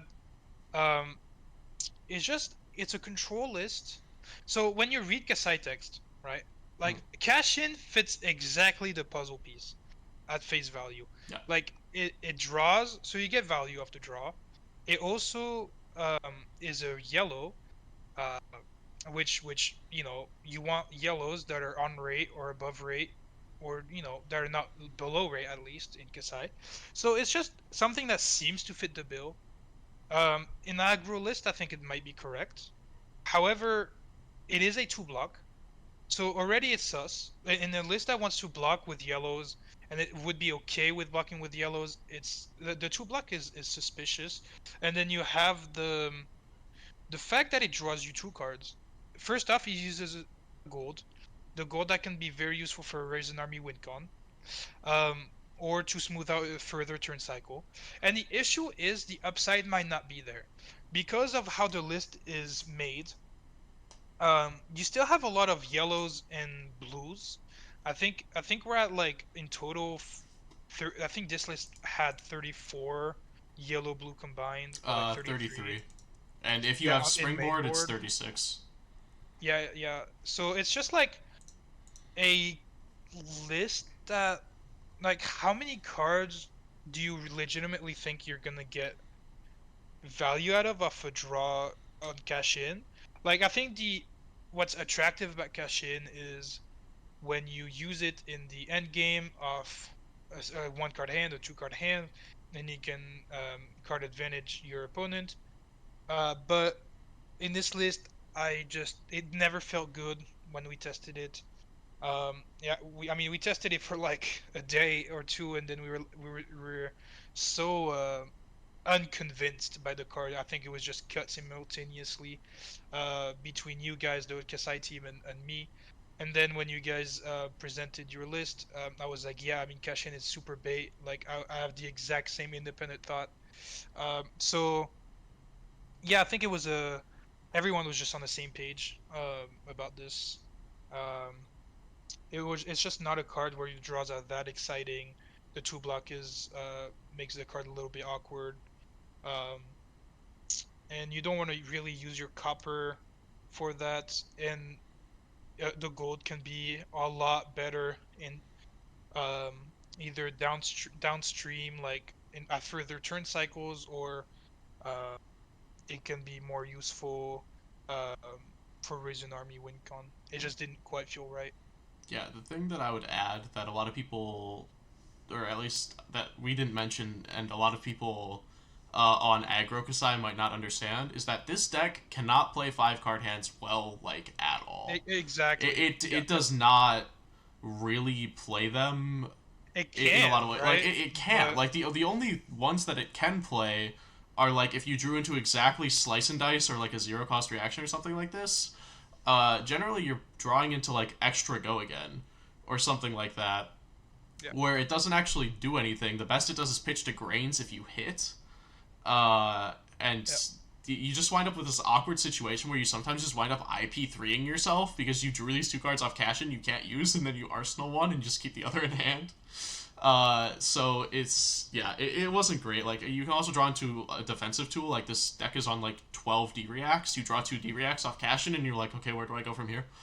It's like it's just not good, and you can't even pitch them to the sword because now your swords are free, so you can't even like filter the hand. It's incredibly awkward. It just does not fit with the theme of the deck. In other decks, it might be better. Like, if you're playing a lot of pumps that you can just throw out there after you've drawn, it's probably great. But for what we're doing, no, not very good. yeah.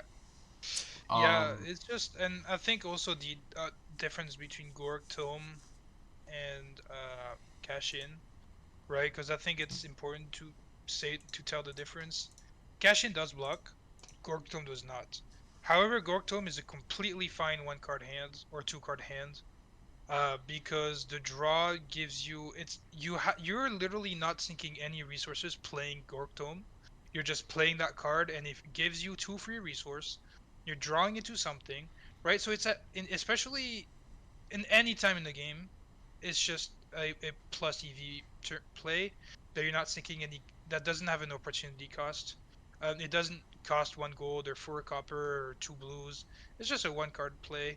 Um, the difference between Cashin and Gorgtome is the opportunity cost.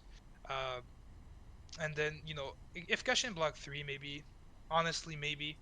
But it's still like the opportunity cost of a gold or 4 copper is just a lot in this list. yeah, absolutely, completely agree. That, like, you said it perfectly. Basically, the opportunity cost there just isn't one for Gortome other than no block. Which, I mean, even that is mitigated by the fact you have Dynamos. So, like, Gortome, totally fine. Yep. But yeah, cash in, not so fine because it actually costs something to do, and we don't want to be denying ourselves our win condition. Yeah, and Gorg Tome is also like the card you draw. So it's 2 resources. So it's a 1 card, at least 1 sword swing, and then the card you draw you can arsenal. Hmm. But it's also a card that, um, especially in the end game, I think actually drawing this in the end game is the best, because especially with Hot Streak, it becomes a 1 card 4 value and it replaces itself. Yeah.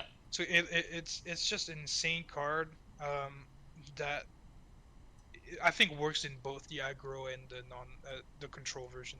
Hmm. So yeah, the opportunity cost at the end of the day is what differentiates Gorg Tome and Cashin. All right. And then there are 2 more cards that I marked down that a lot of people talked about, and then maybe you have more. But the other one, Outland Skirmish, I mean, we kind of touched on this when we said Spoils and Blood on Our Hands package is, like, the only copper we have, but, like, why not Outland Skirmish?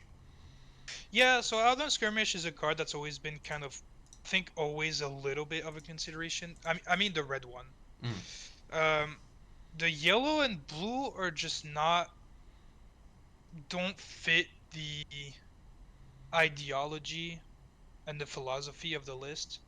Where we're not focusing too hard on a single win con like blood on our hands or raise an army. Like, we want to stay very open, make the opponent make decisions.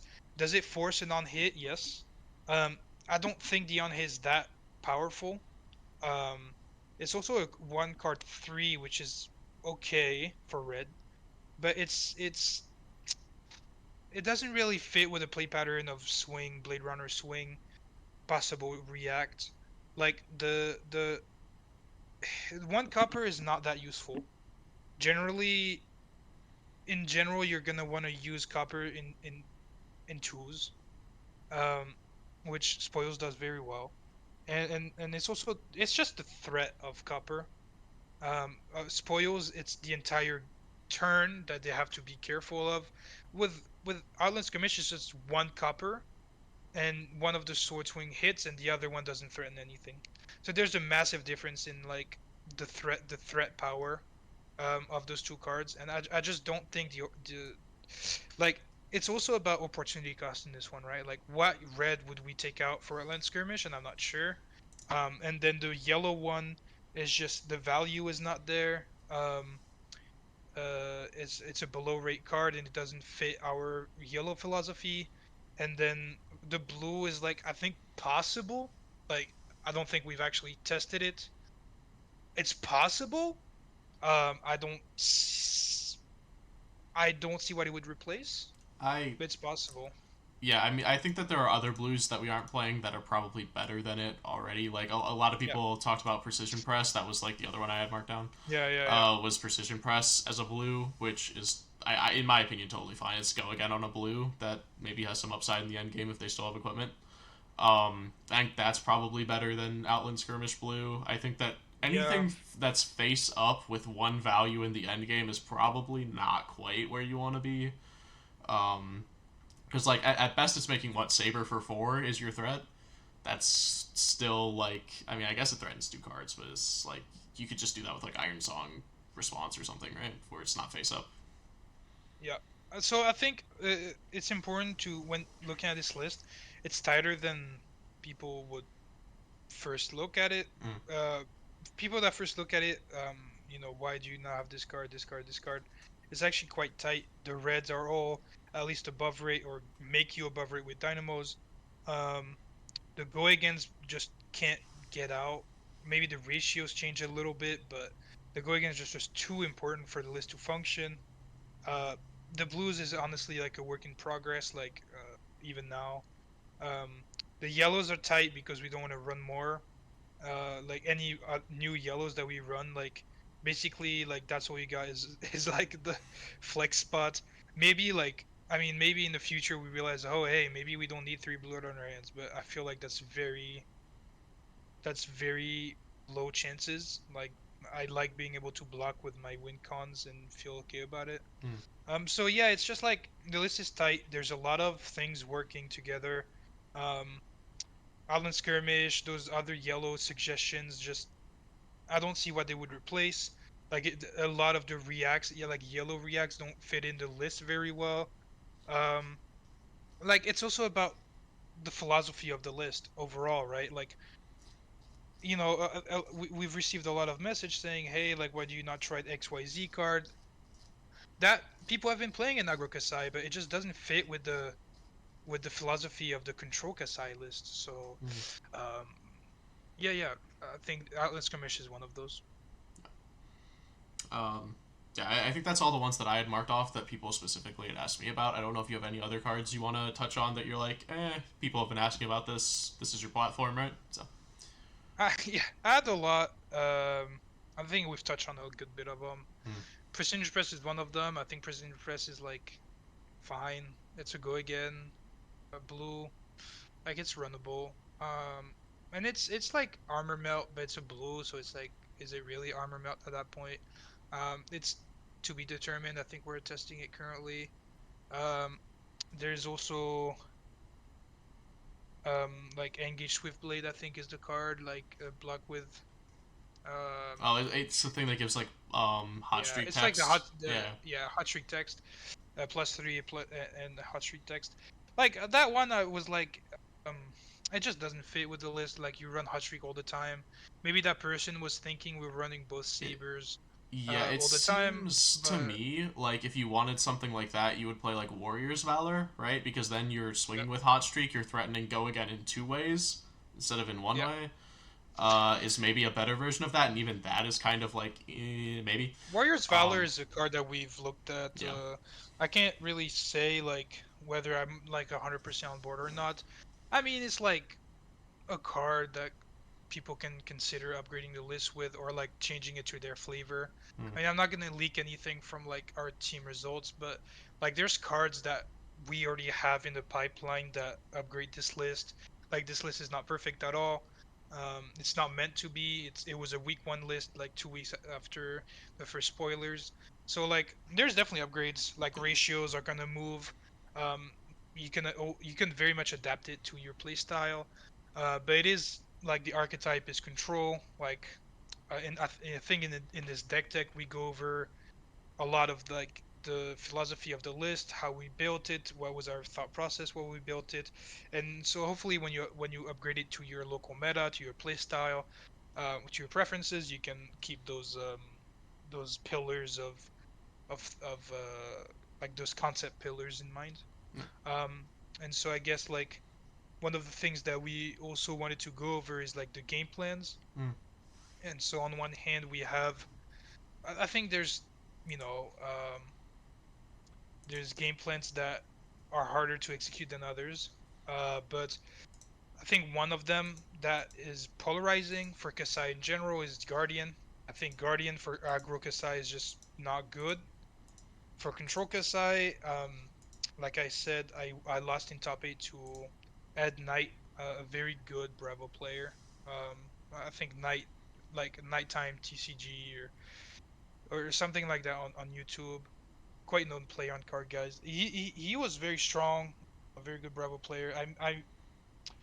And I'm not discrediting him at all. He played very well.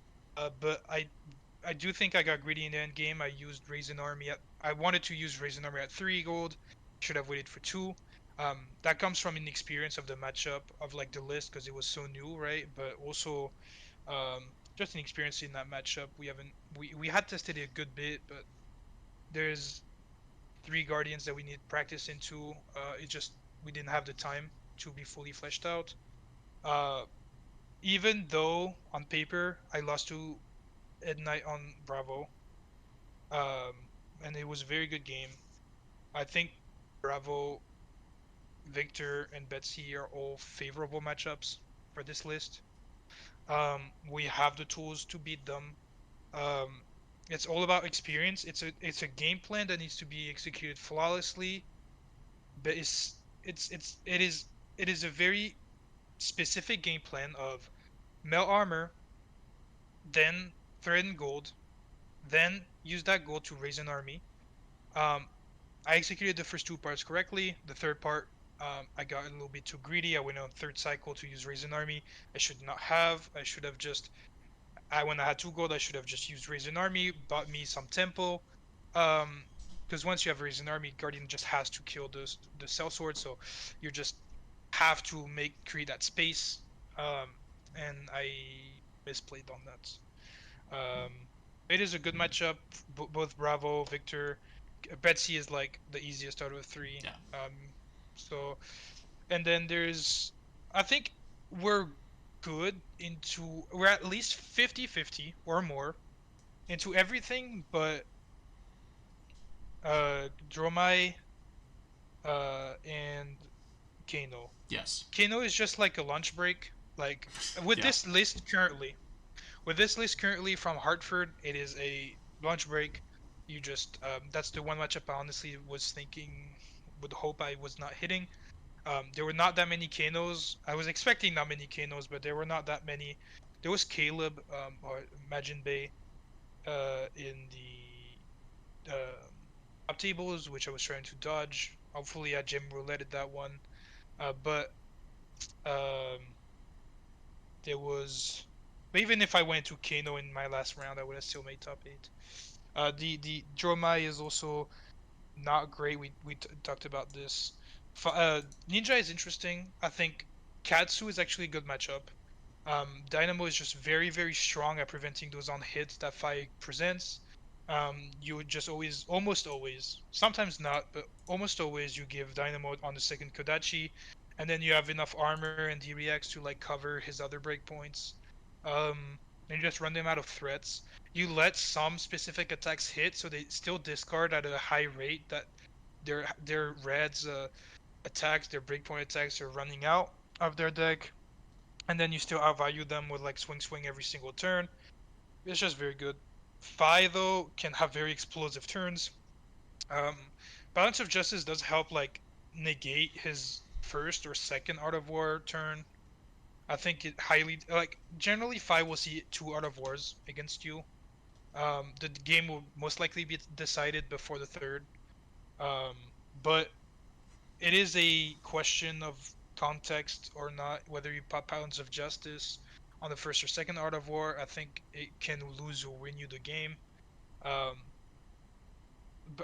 but Balance of Justice does help like even out the matchup. Fi is like I think very 50-50.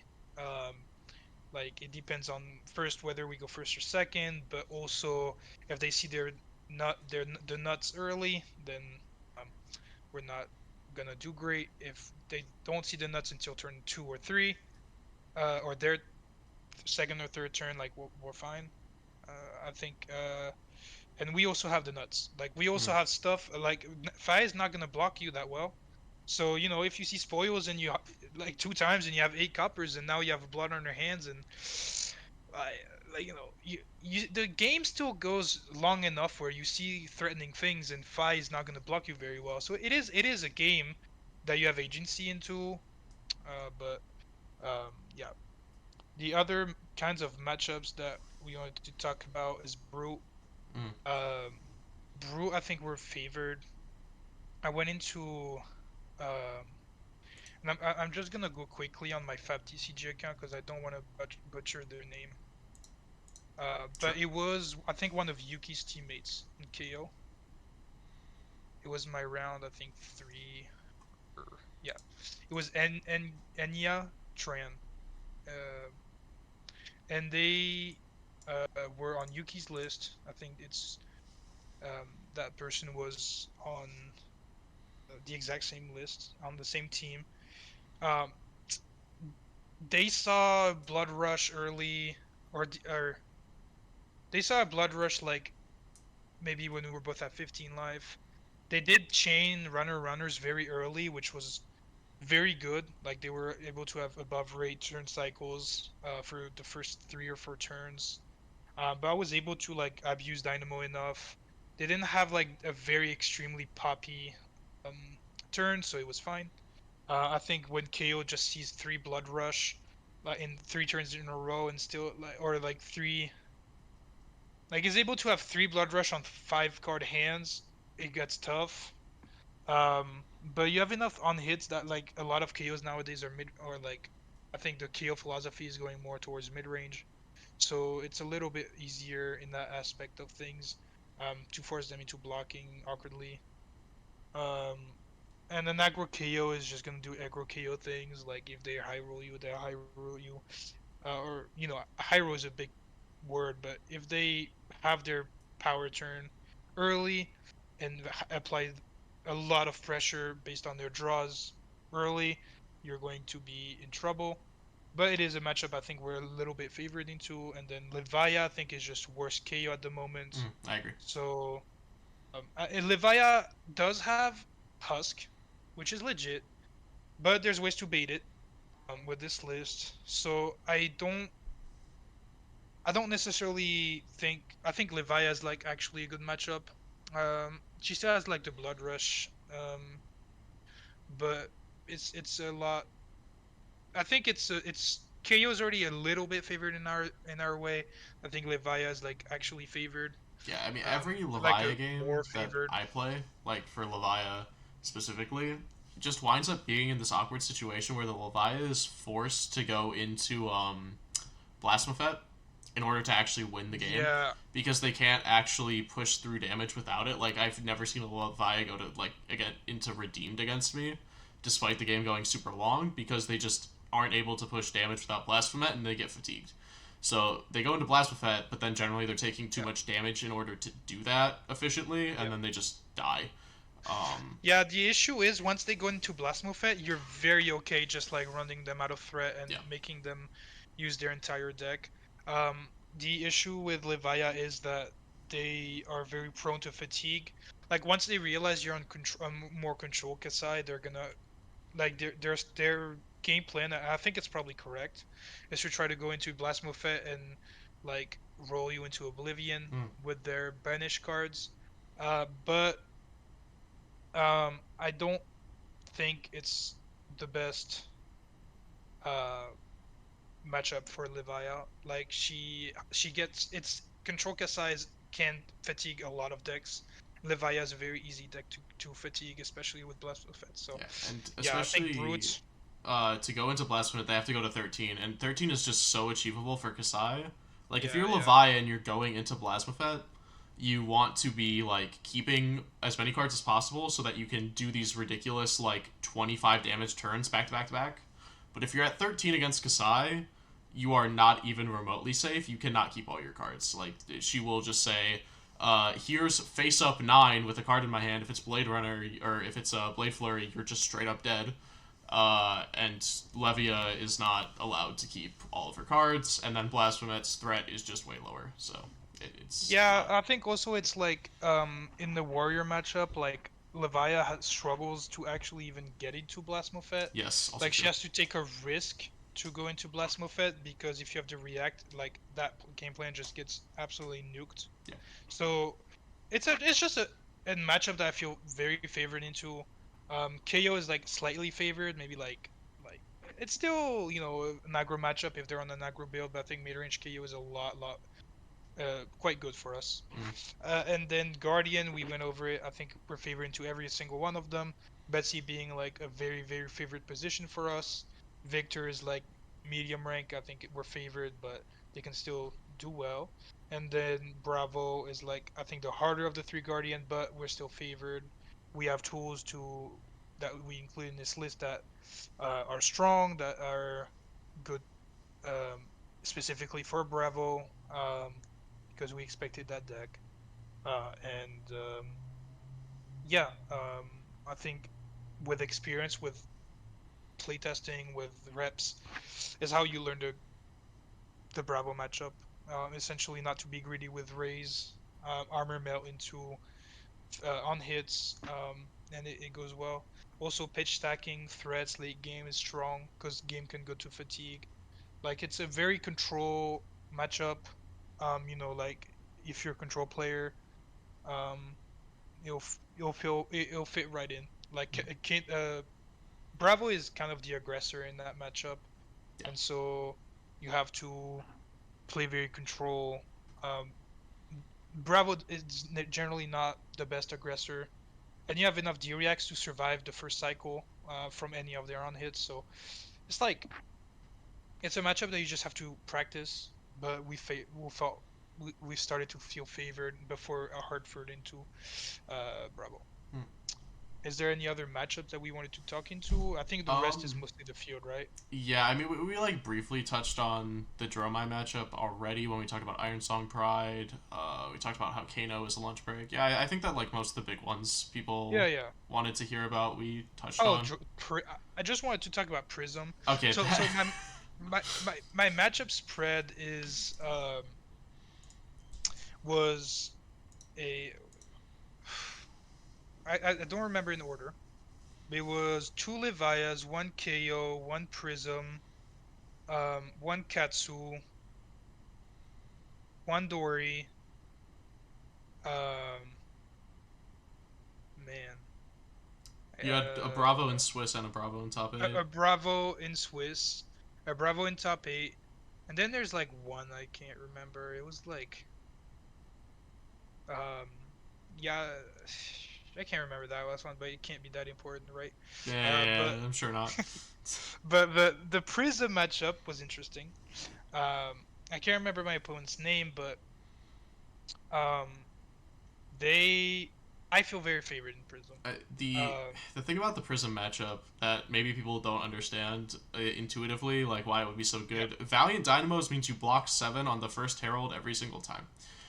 And if Prism can't get the search, she is not doing a whole lot of anything. Like so the idea, the only turn she can push through is basically like double War Tune exactly, where she's swinging 7 twice. Outside of exactly that, it's just very hard for her to push anything. yeah. So like Prism is interesting because Dynamo just like blocks their a red herald every Mm. turn. Yeah. And there is two Prism builds. I feel favored into both. The reason is that every single Prism right now is on LAG, the new Heavy Hitters weapon. Um, that means that They're gonna be very yellow heavy. If they have a hybrid plan, their hybrid plan is not gonna be that strong. And I think if they want to bring that deck competitively, they have to have a hybrid plan because of Guardian. So they're going to be a very aggressive, heavy list, and we have so much armor. I feel completely okay throwing all of my armor early um, into them to just stop them from their own hit, and I still have value them. They still have very low life totals, so it's like it just doesn't feel bad. And, and then when they're on hybrid, they have so many yellows that they can't like actually outvalue us with their auras, and I'm completely okay going on clearing quests of just clearing their board state. Uh, so yeah, I just I don't. Prism is one of those matches I've been told was bad. I haven't ever felt like it was bad. I agree. Either game plan, you know.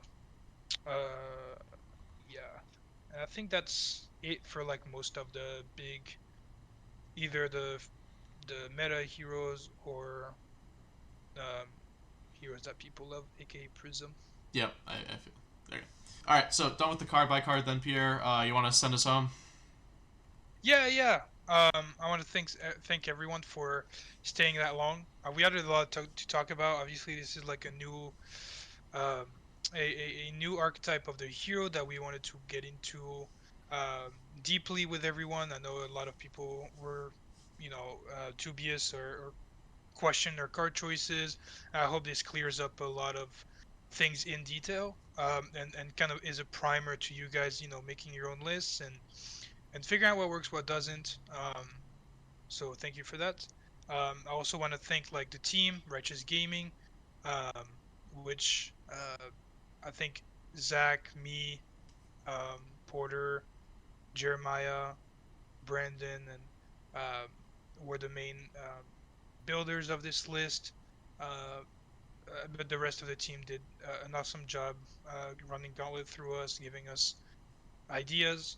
Um, and yeah, as you see below, there's a 15% off singles uh, deal with Righteous Gaming. Um, this is Tyler Broughton on Facebook, or um, Righteous Gaming on Discord. Um, More info is in the description, but you can get 15% off singles with the code Kassai. Just send it to him when ordering singles, and he'll apply the deal to you. And that's 15% off singles on TCG Player. Uh, Thank you very much, everyone. It was awesome to talk through everything with you. Um, Big credits to the team for uh, you know getting such a good list. I mean, I performed well, but the list was a very good base to use to for my performance last weekend in the 200 people battle hardened. Um, yeah, I think that's it. Goodbye, everyone. Have a great evening, day, morning, um, and see you for the next video, which will be uh, gameplay, gameplaying this exact list and running it through a gauntlet of how you can play this list, and that'll be coming next week. Thank you, everyone. Have a great day. Bye bye.